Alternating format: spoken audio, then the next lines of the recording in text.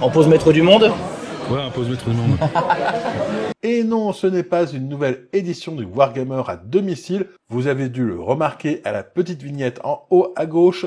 C'est pas tout à fait la même chose, c'est du Wargamer en convention. En effet, régulièrement, nous nous rendons dans des conventions de jeux pour présenter NetEpic. Et donc, on a décidé de faire ce format inspiré du Wargamer à domicile, mais pour les conventions.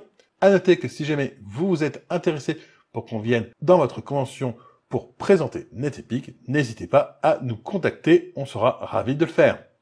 Et pour cette première édition du Wargamer en convention, je me suis rendu à Ludiloutre, une convention de jeux à Nuits-Saint-Georges. C'était la deuxième édition de cette convention. On y était déjà l'an passé avec Oum, mais cette année, j'ai plutôt emmené Tsuki. Et on commence tout de suite ce Wargamer en convention.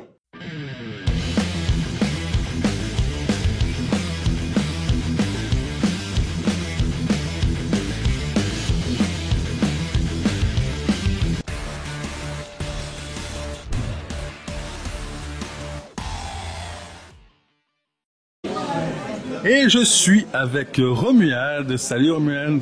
Salut à toi. Donc un des organisateurs de la convention. Organisateur, les gens sont quand même plutôt grands, se gèrent très bien tout seuls. On va vous dire accompagnateurs. D'accord. On les aide s'ils ont quoi que ce soit. Et dans l'ensemble, d'ailleurs on va faire le tour. Ouais, est-ce que tu peux nous présenter déjà d'une part d'où est venue cette idée de convention Ludiloutre? Pourquoi la loutre? Et depuis quand ça existe? Super simple, la convention Ludiloutre, c'est la deuxième cette année. Ouais. Réellement. On en a fait une l'année dernière, tranquillement. On était dans ce même bâtiment, la salle juste en dessous, avec des courants d'air, un temps moisi et du froid. On a la chance aujourd'hui d'avoir un beau soleil dehors, une salle quasiment toute refaite. D'ailleurs, merci la mairie du Saint-Georges, c'est super cool. Merci vraiment. Et ben, au final, on est vraiment très bien, parce que l'ambiance est géniale. D'où vous est venue l'idée de faire une convention de jeux à Nuits-Saint-Georges? Parce qu'il n'y a quand même pas beaucoup d'habitants. Bah, super facile. Donc, Théo, l'organisateur, est originaire de Nuits. Il avait sa boutique de jeux et figurines à Nuits-Saint-Georges même. Et pourquoi pas partager sa passion en permettant aux créateurs plus ou moins grands de se retrouver sur une petite convention comme ça. On est loin des grosses conventions, des Camocon à Dijon, sans cracher dessus, qui sont très bien, Oui. mais qui sont vraiment des grosses conventions, des grosses organisations. Là, c'est très familial, très facile. Et pourquoi la loutre? C'est tout bête. Théo adore les loutres. D'accord. Il n'y a pas d'autre mot, c'est son animal fétiche. Limite totem. Ça marche. Et ben, on va faire le tour de la convention. Alors. Eh bien, nous allons commencer Peut-être par là. par rapport à ici. Bon, ici, tout simplement, c'est le bureau du staff. Voilà.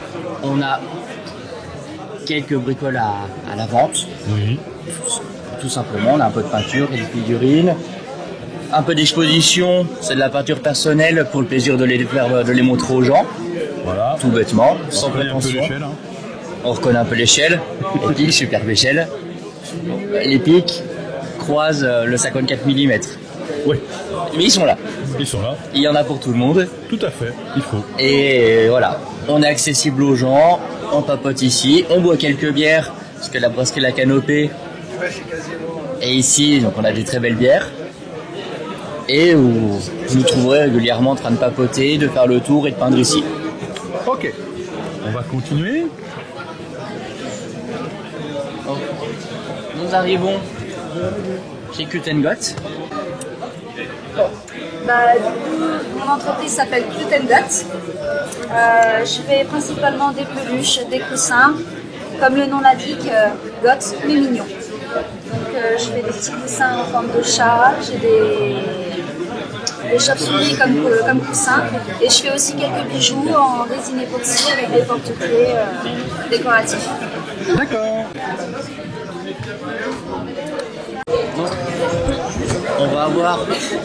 On a moins de monde aujourd'hui sur la figurine. On a eu hier un petit rassemblement pour The Old World, qui est la version 2025 de Warhammer au final.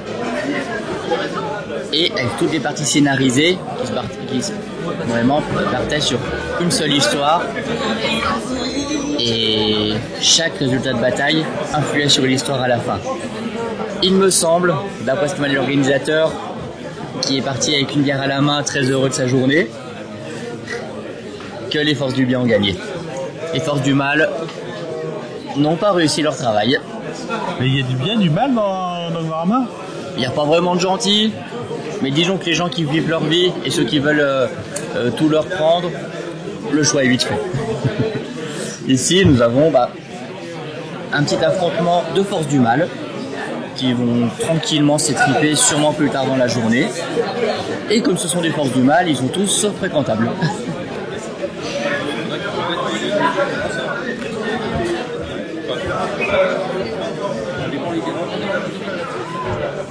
Ok.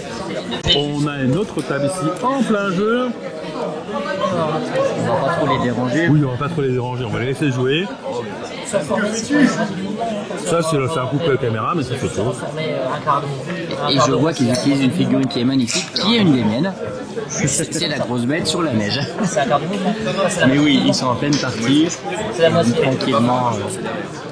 Ils profitent du calme de la convention et qu'on a des tables à disposition pour pouvoir faire une partie. Donc là, on a toute la partie jeu de rôle, il y a plusieurs tables. Plusieurs animateurs. Ouais. Il y avait une réservation qui a été faite pour toutes ces personnes pour pouvoir justement organiser, mettre en place que tout le monde ait une place, et aussi en versement qu'on ait pas des maîtres de jeu, donc des organisateurs qui restent inoccupés à s'ennuyer. Chacun a son univers.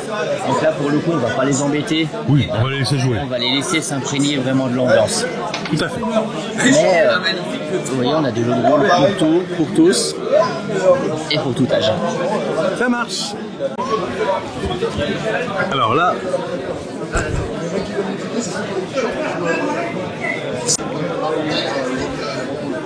donc là, on est sur le stand des tranchées aux barricades.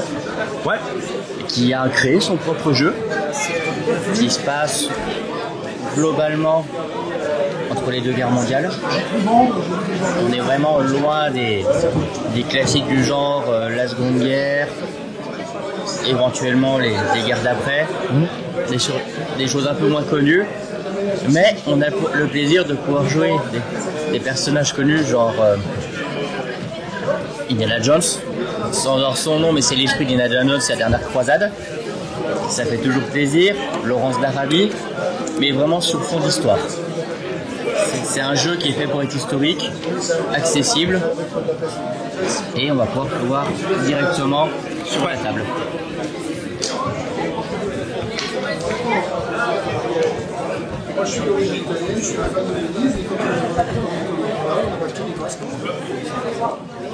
Donc là, on a vraiment une table de démonstration. On a deux forces ensemble que je ne saurais nommer, malheureusement. Alors, j'ai parlé un petit peu de ton jeu. Ouais. Je pense que tu peux en parler bien mieux que moi. Oh non, non, je suis pas sûr, je suis sûr que tu as fait ça bien. J'essaye, mais c'est pas moi le créateur. Qu'est-ce que tu veux savoir? Dis-moi tout. Eh bien, justement, est-ce que tu peux nous présenter un petit peu le principe de ce jeu? Ah, le principe. Voir si j'ai pas dit trop de bêtises. C'est dur ce que tu me demandes. C'est dur. J'ai parlé qu'on pouvait incarner Laurence d'Arabie, qu'on pouvait être dans l'esprit d'Indiana Jones. Ouais. Et des différentes escarmouches historiques d'entre les deux guerres environ. Ouais, t'es bien là. Voilà. T'es bien, honnêtement, tu fais ça super. J'essaye. J'ai pas pu noter les forces en présence parce que j'ai pas assez de compétences historiques pour ça. Ah, là, t'as du turc. Là, en fait, c'est la bataille de Romanie.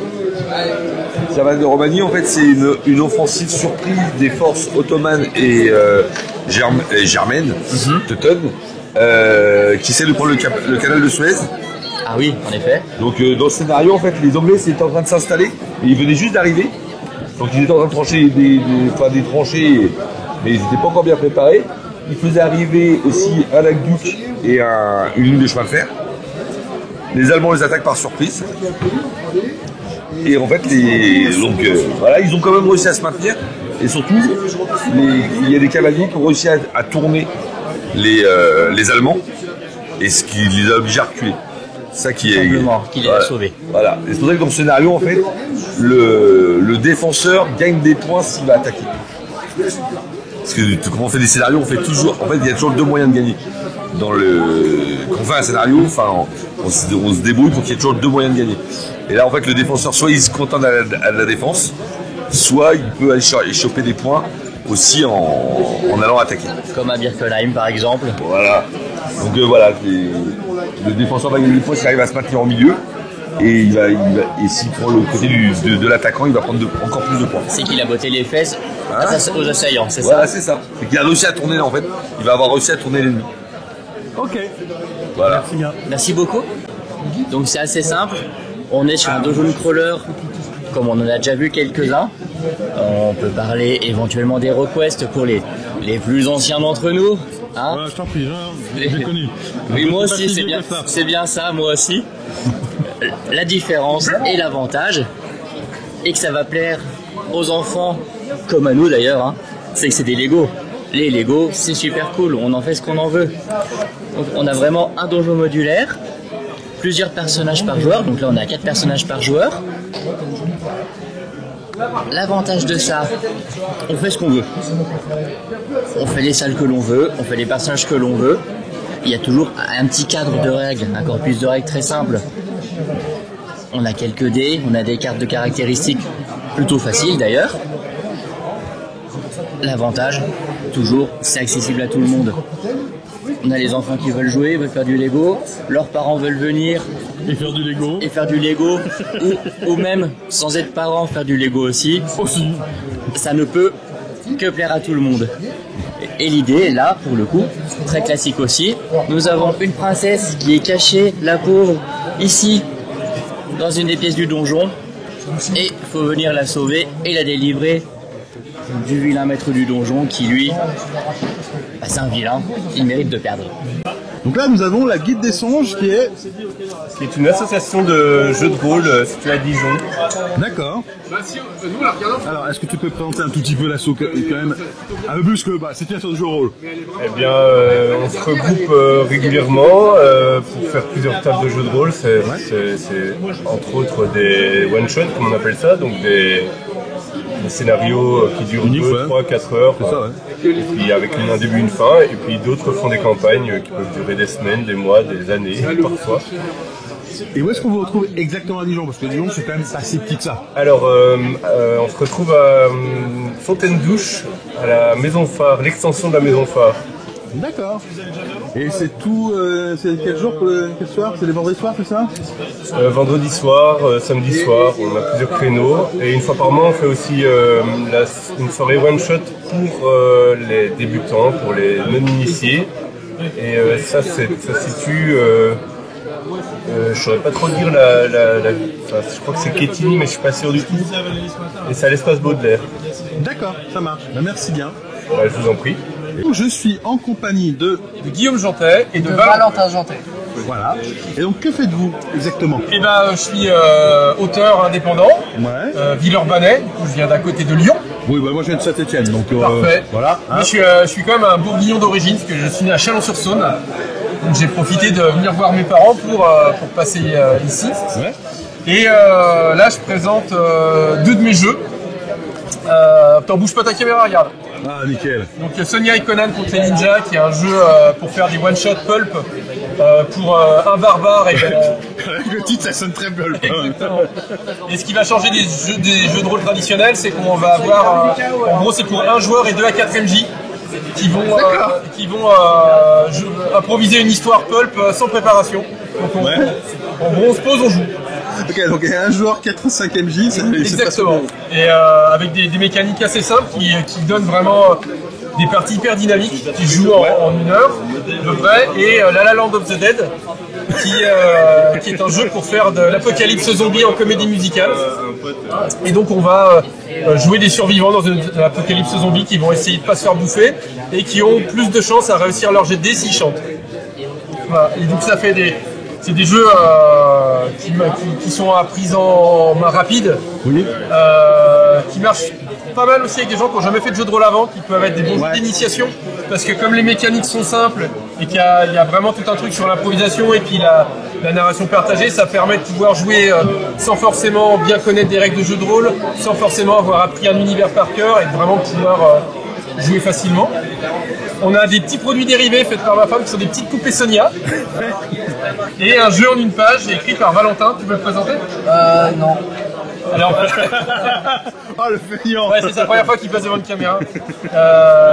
C'est un jeu où on va jouer des sandwich gladiateurs qui combattent des robots pour sauver l'humanité. Ouais, est-ce que dans la famille, vous avez pensé à arrêter de fumer le thé et de le boire?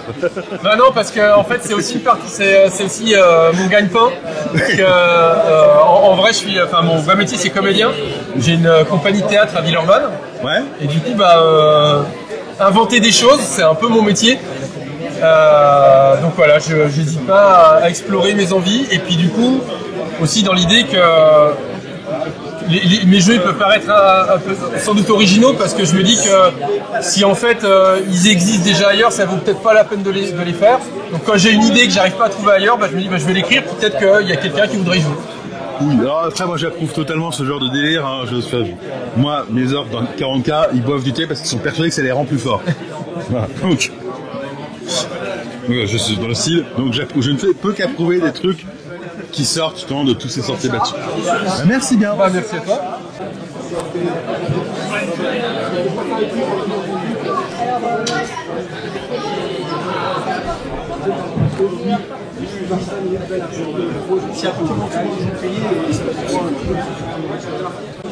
Donc je suis avec Monsieur Bidule, qui est un des organisateurs de la convention. Est-ce que tu peux te présenter ce que tu fais dans la vie exactement? Très bien. Alors, Monsieur Bidule, c'est avant tout une boutique ludique de jeux de société, jeux de rôle, jeux de cartes à collectionner, autres accessoires ludiques, qui se situe à Beaune, en centre-ville, place Zienne. Voilà, donc dans l'organisation, moi je m'occupe uniquement de la partie jeux de rôle. J'ai les CTO se charger de toute la partie wargame et un peu plus, on va dire, organisation pure. Voilà, je me suis un peu occupé de la partie administrative. Mon dada à moi, c'est le jeu de rôle, on va pas se mentir. Donc voilà, j'ai ici un joli stand de jeux de rôle. Ouais, et puis j'ai également un stand de jeux de société. Voilà, donc l'idée c'est de proposer du jeu un peu pour tous les goûts. Voilà, à savoir qu'à la boutique, vous pouvez également venir jouer gratuitement. Il y a 2 salles de jeu avec des jeux à disposition. On peut également y faire de la location. Donc voilà, si vous êtes de la région, n'hésitez pas à passer, puis je vous ferai découvrir ma passion avec un grand plaisir. Ça marche, merci bien. Merci à toi.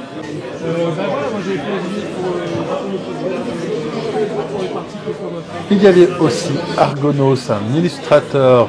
Ma foi, vous voyez ses dessins, je n'ai pas besoin de commenter son niveau. Et j'ai prévu de faire une interview de lui un peu plus poussée sur la chaîne très bientôt. Donc n'hésitez pas à vous abonner pour ne pas la rater.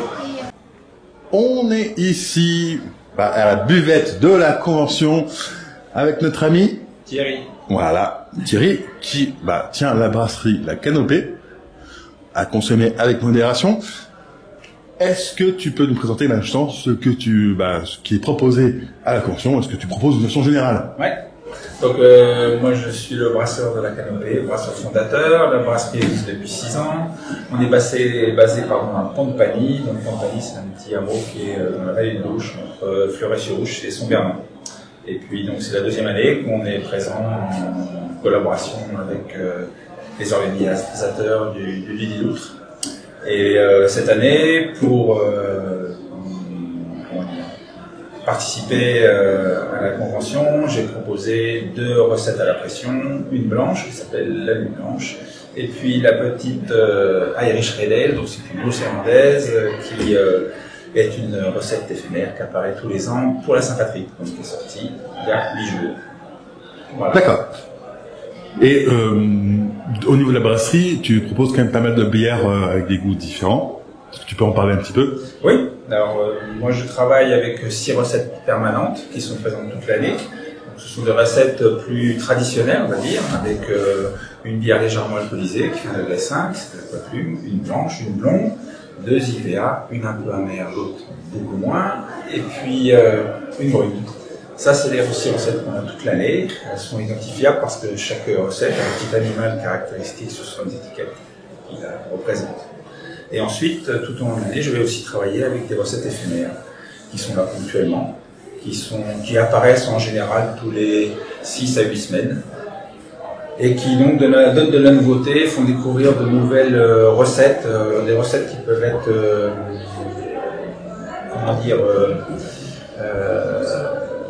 qui peuvent avoir des origines de différents pays ou parce que c'est une idée qui me passe par la tête.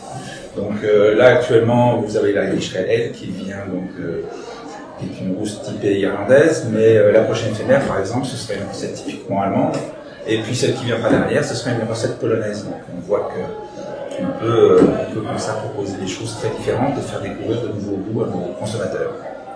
Très bien, merci bien. Bonne journée. Bonne journée. Puisqu'on reprend le concept de Wargammer à domicile, on va aussi reprendre le concept de présenter la ville façon carte postale à l'ancienne. Nuits-Saint-Georges est une commune française située dans le département de la Côte d'Or, en région Bourgogne-Franche-Comté. Ses habitants sont appelés les Nitons et Newton. La commune comprend la ville de Nuits-Saint-Georges et les villages de Concors et Corbois. La ville de Nuits-Saint-Georges est particulièrement réputée pour son vignoble, Nuits-Saint-Georges étant même une AOC. Mais Nuits-Saint-Georges n'est pas qu'une ville de négoce ou de vente, elle subit également une influence de tradition ouvrière due d'une part à la présence de nombreuses imprimeries et d'autre part à celle de grandes entreprises installées sur la zone économique du Pré de Nuit. Nuits-Saint-Georges compte à peu près 5000 habitants. Voici son petit héraldique comme d'habitude. Voilà, c'était la première édition du Wargammer en convention. J'espère que ce concept vous plaît. Si c'est le cas, n'hésitez pas à le signaler en commentaire. J'espère que la vidéo vous a plu. N'hésitez pas à la commenter, liker, partager et à vous abonner en activant la petite cloche. Et sur ce, moi je vous dis à plus les amis. Ciao! Merci à tous nos partenaires. Pour nous soutenir et bénéficier de réductions chez nos partenaires, pensez à adhérer à l'association NetEpic. Tous les liens en description.